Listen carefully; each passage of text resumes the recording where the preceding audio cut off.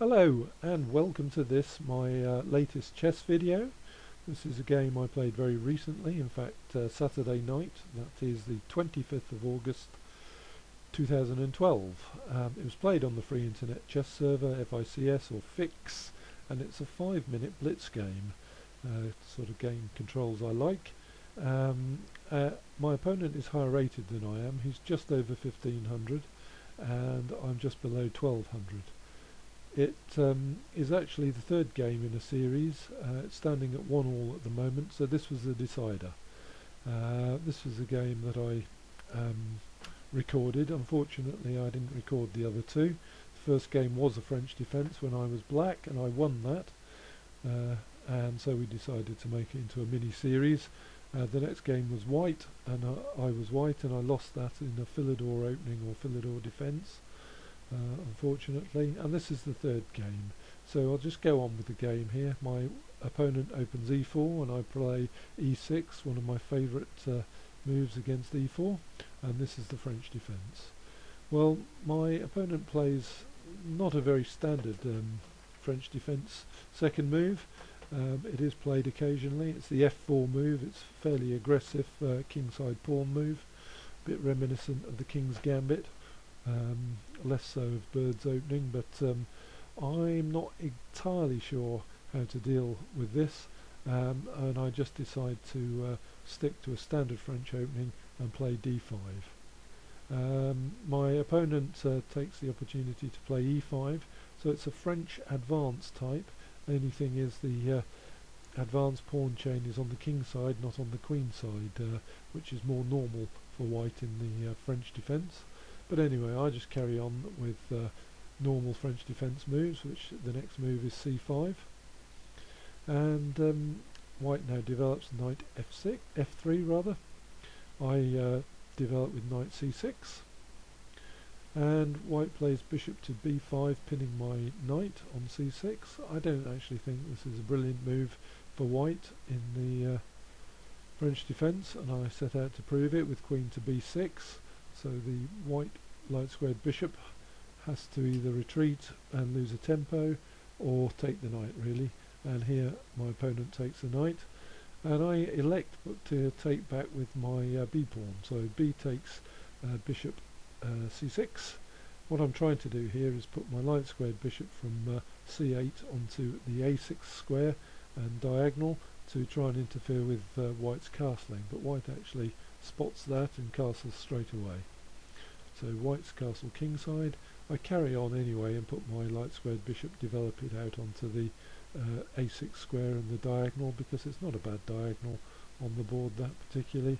It may not be the best one, it's not as good as the b7 diagonal, but it'll do for now, and it harries the white rook, and so white moves his rook from f1 to e1.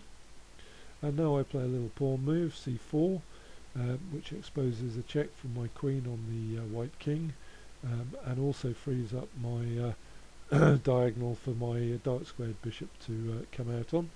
And so white now plays his king out of check and plays his king actually to the corner, h1, and I develop my dark squared bishop to c5, so I have my bishop and queen on the same diagonal, and that will be a strong powerful unit on that diagonal.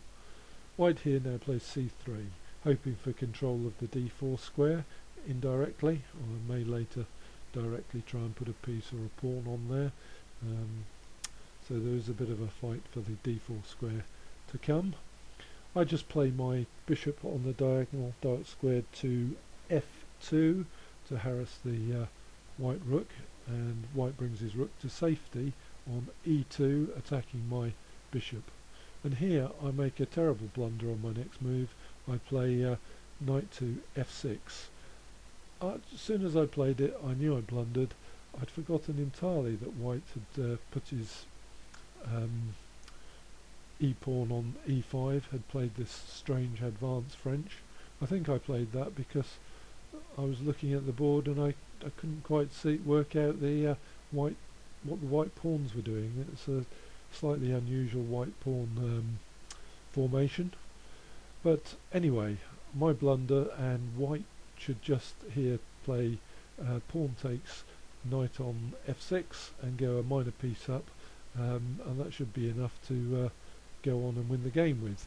But lo and behold, white blunders. He doesn't see that, and he plays queen across to f1 to try and shift my bishop and attack my bishop twice.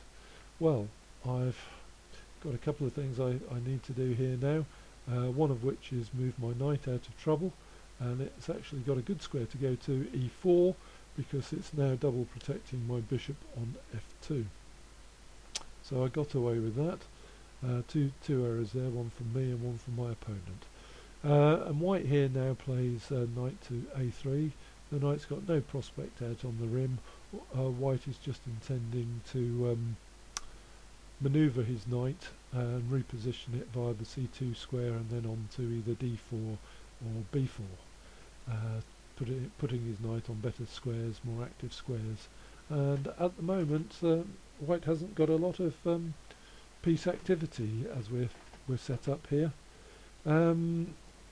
So looking at this, I can see my king stuck in the centre, not castled, but I just figured to myself, well, there's no need for my king to castle. Where is white's attack on my king coming from? All his pieces are miles away at the moment from my king. So although it's in the centre of the board, it doesn't have a lot to worry about, and I have a fairly strong pawn centre, so if white tries to attack through the centre, it's going to be quite hard to get through that pawn centre, I feel, at the moment. And so I just decide to launch a kingside pawn attack, and I play h5, so the h pawn backed up by my rook on h8. And here goes white. He plays his knight on a back to c2 to reposition that knight to a much better square. And so I just carry on with my kingside pawn attack and play h4. And white can't take the pawn with his knight because of the rook behind the pawn, and this pawn becomes very useful in a move or two's time. Here now white plays the knight to a better square onto b4, attacking my bishop. I don't want to move my queen particularly, and I move my bishop out of the way. I don't want to exchange knight for bishop, so I'll bring my bishop out of the way of the knight attack and onto b5. But white persists in attacking my light squared bishop with a4, and here I've actually spotted a really good move from my knight from e4. I could have done it a move earlier, I guess, but I haven't really decided on how good a move that was. And that is the move knight from e4 to g3 check, and forking white's queen and rook. So I play that.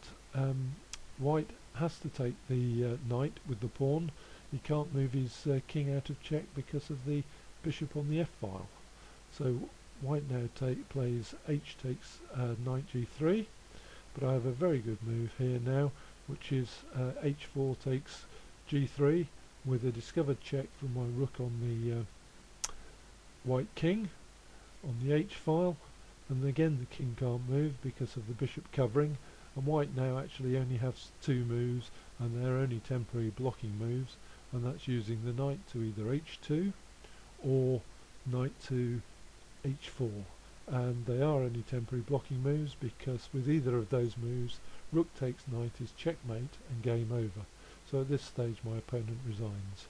So that was the win of the final deciding game, so it went to 2-1 to me. It was a slightly strange French defence, and it showed quite an error by me, a blunder, so it wasn't accurate play, but just interesting anyway. So I hope you've enjoyed the game. I did enjoy the win and winning in the series against a higher rated opponent. So till my next chess video, thank you very much for watching.